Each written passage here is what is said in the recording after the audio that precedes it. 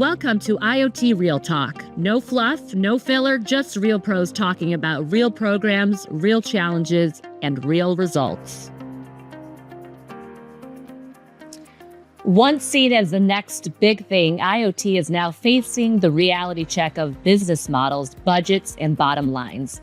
In this episode of IoT Real Talk, we sit down with Marcel Meyer, head of IoT Sales at Swisscom, to unpack how the IoT landscape is shifting from marketing buzz to measurable business value. Marcel offers a candid perspective on why the real IoT revolution isn't about devices, it's about economics.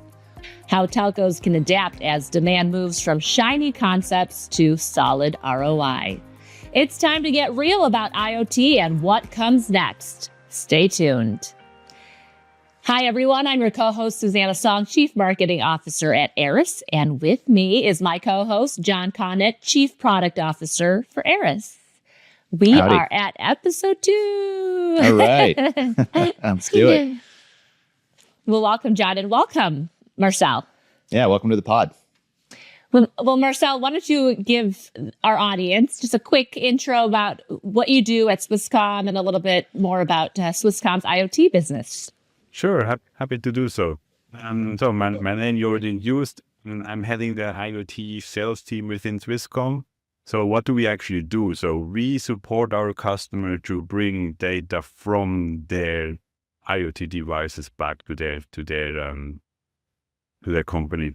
And me and my team, we support our customers to bring their IoT to life. And as Susanna, as you really also mentioned, that we really focusing and walk through them the business aspect of IoT. So within that, me and my team, we really get in touch with all our customers and really go down to the essence of IoT, not only the technology, but really merging these two sides. It's quite a long journey. So I'm already 6 years plus with Swisscom. So everything grows, so the quantities grow. So that was part of the first hype in this whole IoT field. Had the first disappointments just after I started being blinded by the big numbers everyone told me about, right? Got this by myself a reality check, and now I'm convinced that we are on a solid focused way forward, and hopefully our customers also realize that and trust us in this journey. Very good. Very good. Well, where were you when you mentioned IoT being kind of that shiny and much of a buzzword? So where were you when IoT was still a buzzword, and what have you learned? What are some of the hard truths that have emerged since? Looking back at my career, actually, I started being in contact with the free area of IoT almost a little bit, in the sense of I was working previously in ABB in the utility field, right, and was in the strategy team of the smart grid initiative within ABB. So with smart grid, having said that the smart grid is basically the IoT of the utilities. And at the beginning of 2000, everyone was talking about smart grid, and we will have all these smart meters in the next 5 years. And then, all this demand response, the solar panels on the rooftop, charging your EV car and balancing out. And so that was really at the beginning of this market. Everyone had this vision and the big numbers at that time. It didn't come that way. So it took much, much, much longer. Everyone knows, like 25 years later, we are now finally seeing that materializing. Then I changed to Swisscom, being more on the forefront and more on the wider area of IoT. And I was confronted with the same again. Yeah, that's interesting. It's the classic technology hype cycle. It sounds like, right? And sounds like we've kind of gotten through the classic trough of disillusionment for IoT.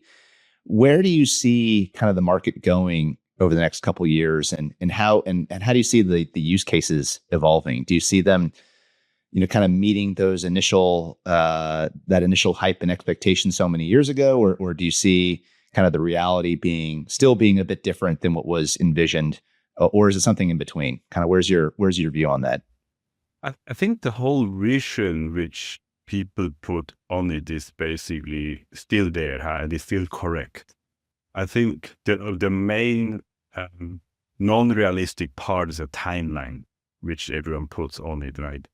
And I think there are also many consultants to blame for that, because they present quite frequently, again, new reports, new elements. They probably do a little bit an ambitious communication in that field. However, because they look at on a vision, on a concept, and technological capabilities, which technology is commonly here, but the business element, the main drivers, the value and investment, which have to trigger the implementation of these technologies, is basically not there, right? And this is commonly neglected in this whole vision and long-term view. So I'm convinced that the idea behind and the vision is correct. Simply the timeline has to be stretched into an extended view. Yeah. And that makes a lot of sense. There's a lot of industries, obviously, where the technology comes first and then the business model, the business case kind of is the afterthought. I mean, I'm just looking at kind of the AI trends happening right now, right? It's not super clear what the business, everyone knows that there's going to be some type of model that works. And I think there's a lot of, there's clearly a lot of bets going on in the market that there'll be a model that works. But right now, there isn't a model that can justify the amount of capital being spent in things like AI. And I think with IoT, it's probably very similar. What do you see as kind of the biggest barriers to kind of building those business cases for IoT? Is it a cost thing? Is it a revenue thing? Like where does the model kind of fall down today, and where are you seeing it improve to where we can kind of realize that vision over time? So where I see that the main challenges which coming up, or what is the underlying element facilitating this growth is the problem. What is there is too many. So for IoT to work, so many players have to be in line and agreeing to each other that it really works and takes off. And these are commonly groups which they have a business connection together, but they were never really used to work in a partnered approach. They were always supplier and customer mindset, right? And taking an example, you have this smart office elements, right? Where the main vision was make the office IoT ready, so you know which desks are booked, which meeting rooms are booked, that CO2 value in your office and so on. Technology is there, concepts are there, willingness of companies are there. Yes. The main thing why it fell apart is the structure of contracts within this company. You have a technology supplier, the tenant has the benefit of it, but the owner of the building should invest into it to provide a benefit to his tenant, which then never gets a return to it. So the one who pays doesn't get the return, it should pay for someone else who then gets the return. And this whole economical slow triangle never really was, the companies never capable of level that out, right? And therefore it just never really took off. And how do you, do you see that? So it's clearly an ecosystem challenge, right? Do you see that changing? Do you see technology helping evolve that? Or is it just now people are finding use cases where the model works? I see very often it's still the case that there's this one forerunner company which just says, okay, look, we just do it. You have to prove it's working. To prove the ecosystem, it makes sense and there is a value for all of us in it. Huh? That's still the common approach, how I see it at the moment. However, unfortunately, commonly the main driver to make it really click is still on a regulatory point of view.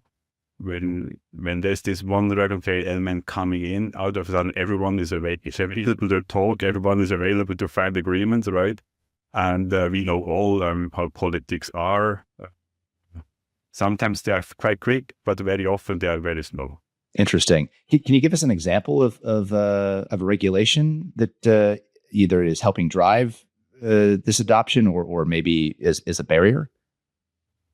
I mean, now on the facility side, I don't have any regulation at that point which made that drive that usually never took off. But I see many regulatory aspects coming in now in the security field, right? Data compliance field, in Europe, especially also in the AI field, which you mentioned before, John, where these regulatory aspects come in, and they definitely drive conversations, they drive investments, and they drive willingness to move forward and implement an ecosystem and a new concept to be in this field. So security and AI, definitely we see this changing. That's interesting. I think you see some similar trends in the US as well. You have regulatory bodies like NERC-CIP. I know you're coming from a utility and a smart meter background, so you're probably familiar.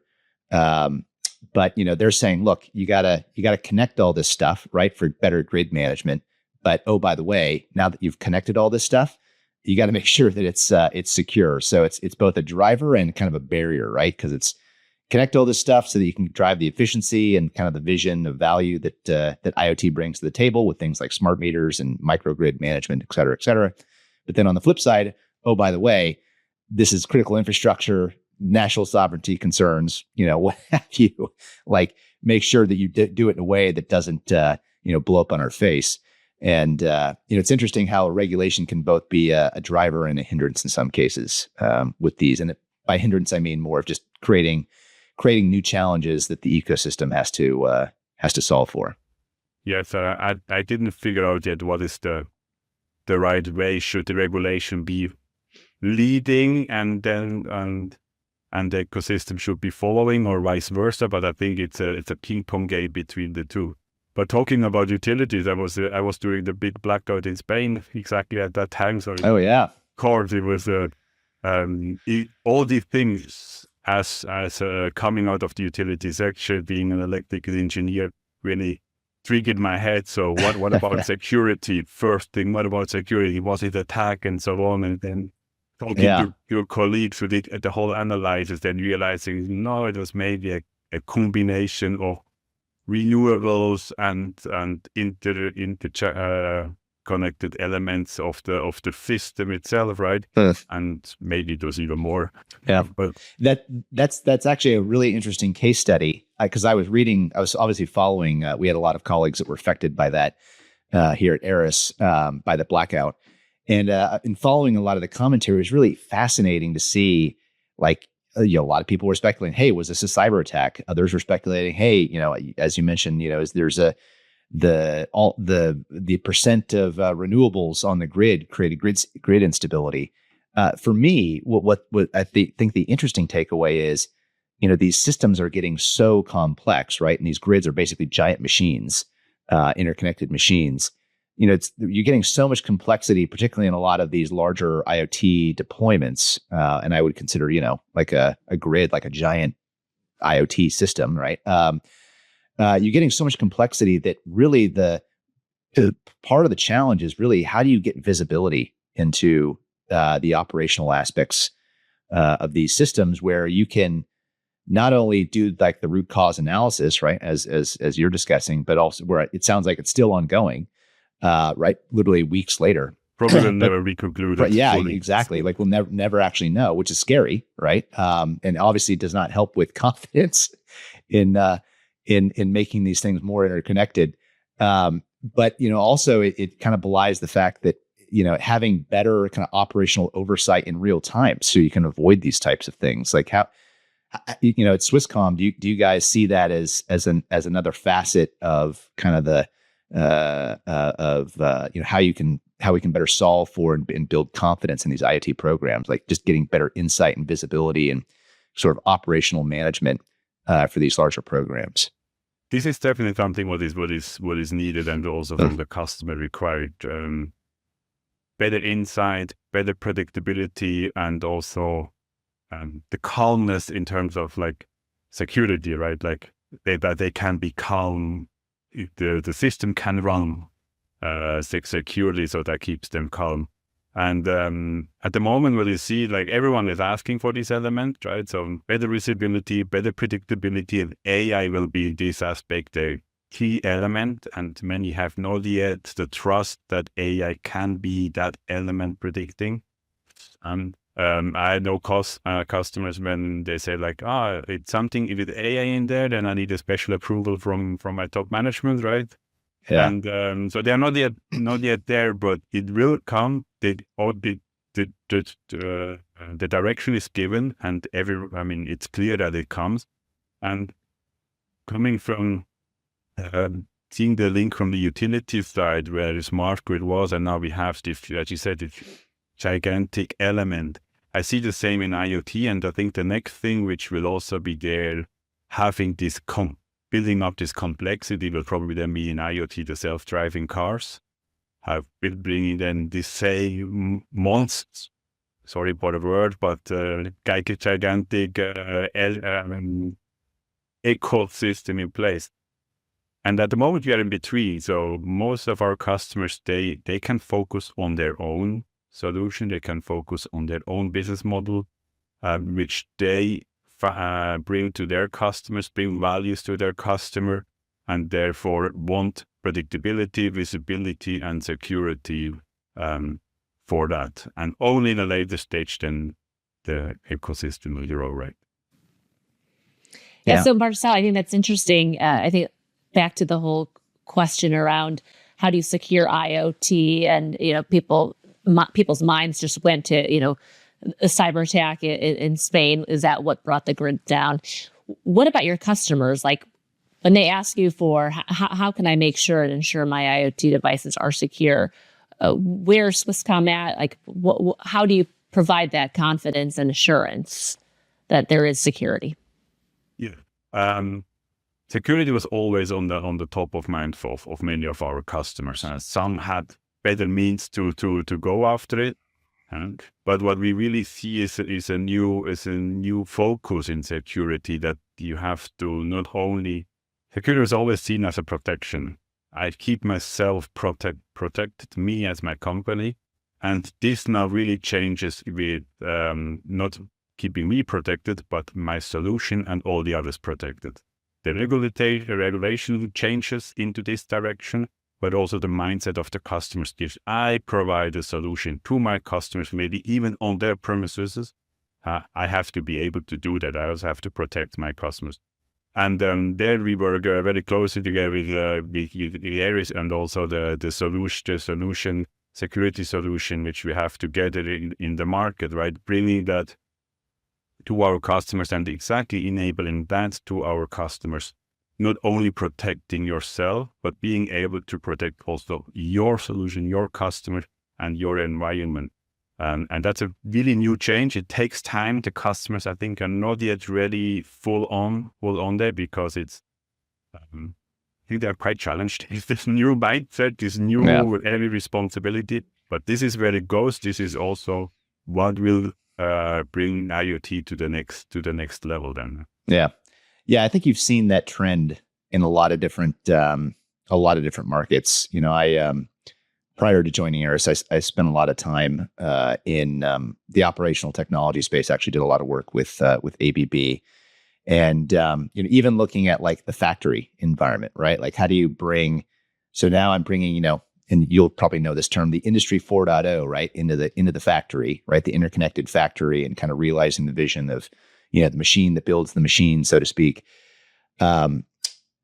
It was interesting because seeing that paradigm 7-8 years back, going through that again, kind of that hype cycle of, we're going to build all this stuff, we're going to interconnect the factory, and it's going to be great. We're going to drive huge amounts of efficiency, higher productivity for our labor force, greater return on investment, et cetera, et cetera.